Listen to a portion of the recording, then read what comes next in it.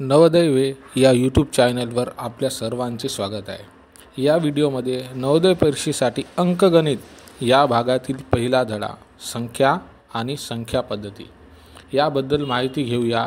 अर्थातच संख्यांचे कोणते प्रकार असतात ते पाहूया। चला तर सुरुवात करूया। संख्या यामध्ये नैसर्गिक संख्या। तर नैसर्गिक संख्या म्हणजे काय? तर मोजताना वापरण्यात येणाऱ्या संख्यांना नैसर्गिक संख्या किंवा मोज संख्या असे म्हणतात। उदाहरणार्थ 1, 2, 3, 4, 5 या प्रकारे नैसर्गिक संख्या अनंत आहेत।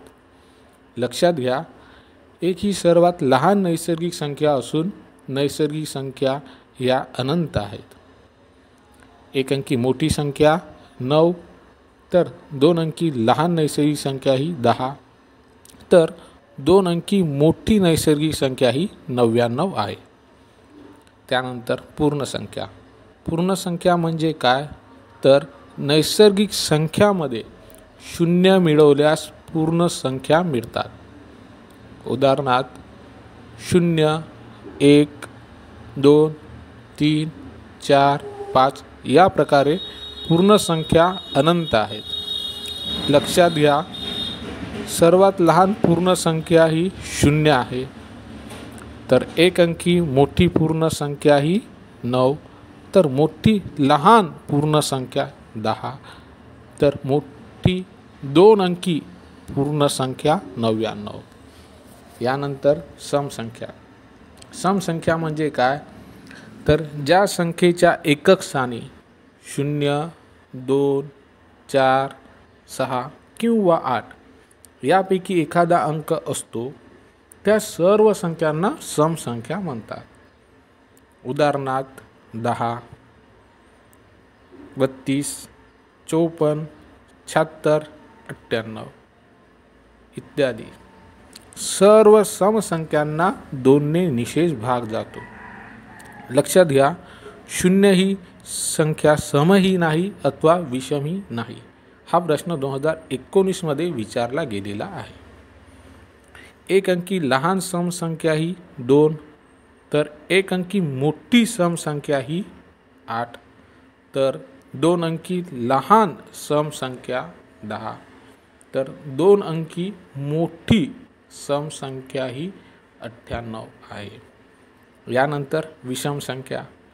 विषम संख्या म्हणजे काय? तर ज्या संख्येच्या एकक स्थानी 1, 3, 5, 7 किंवा 9 यापैकी एखादा अंक असतो त्या सर्व संख्यांना विषम संख्या म्हणतात। उदाहरणार्थ 1, 23, 45, 67, 89 इत्यादी। सर्व विषम संख्यांना 2 ने भागल्यास बाकी 1 उरते। लक्षात घ्या, एक अंकी लहान विषम संख्या ही 1, तर एक अंकी मोठी विषम संख्या ही 9, तर 2 अंकी लहान विषम संख्या ही 11, तर 2 अंकी मोठी विषम संख्या ही 99 आहे। त्यानंतर मूळ संख्या। मूळ संख्या म्हणजे काय? तर ज्या संख्येला तीच संख्या व 1 या व्यतिरिक्त कोणताही अवयव असू शकत नाही त्या संख्येला मूळ संख्या म्हणतात। लक्षात घ्या, सम असून मूळ असणारी एकमेव संख्या 2 ही आहे, तर 2 व्यतिरिक्त सर्व मूळ संख्या ह्या विषम संख्या असतात। 1 ते 100 पर्यंत एकूण 25 मूळ संख्या आहे। चला तर पाहूया 2 ते 100 मधील मूळ संख्या। 2 ते 10 मध्ये असणाऱ्या मूळ संख्या आहेत 2, 3, 5, 7। 11 ते 20 मधील मूळ संख्या 11, 13, 17, 19, तर 21 ते 30 यामधील मूळ संख्या 23 आणि 29। 31 ते 40 मधील मूळ संख्या 31 आणि 37। 41 ते 50 मधील मूळ संख्या 41, 43, 47।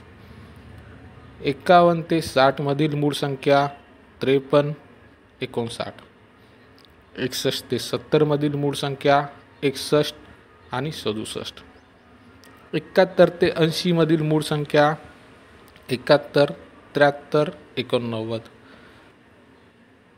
81 ते 90 मधील मूळ संख्या आहेत 83 आणि 87. तर 91 ते 100 मधील असणारी मूळ संख्या ही 97 ही एकमेव मूळ संख्या आहे.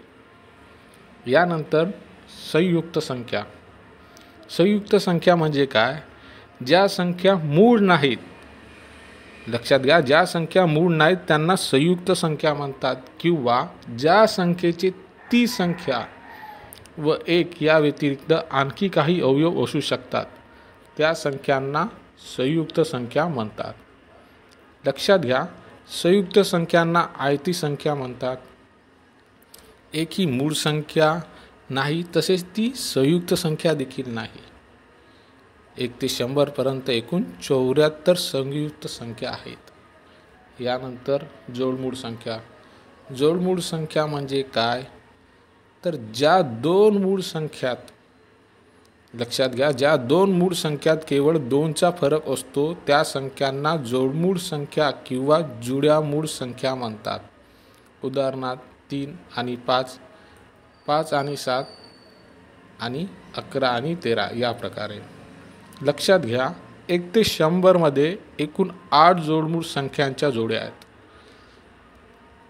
त्यामध्ये 3 आणि 5, 5 आणि 7, 11, 13, 17, 19, 29 आणि 31, 41 आणि 43, 59 आणि 61, 71 आणि 73 अशा या 8 जोडमूळ संख्याच्या जोड्या आहेत. यानंतर सहमूळ संख्या. सहमूळ संख्या म्हणजे काय? ज्या 2 किंवा अधिक संख्यांचा एक हाच एकमेव सामायिक किंवा साधारण विभाजक असतो त्या संख्यांना सहमूळ संख्या म्हणतात, किंवा सापेक्ष मूळ संख्या असे म्हणतात. उदाहरणार्थ 13 आणि 15, 21 आणि 22. लक्षात घ्या, कोणत्याही 2 क्रमवार संख्येची जोडी ही सहमूळ संख्या असते. यानंतर वर्गसंख्या. वर्गसंख्या म्हणजे काय? तर एखाद्या संख्येला त्याच संख्येने गुणले असता मिळणाऱ्या संख्येच त्या संख्येची वर्गसंख्या असे म्हणतात.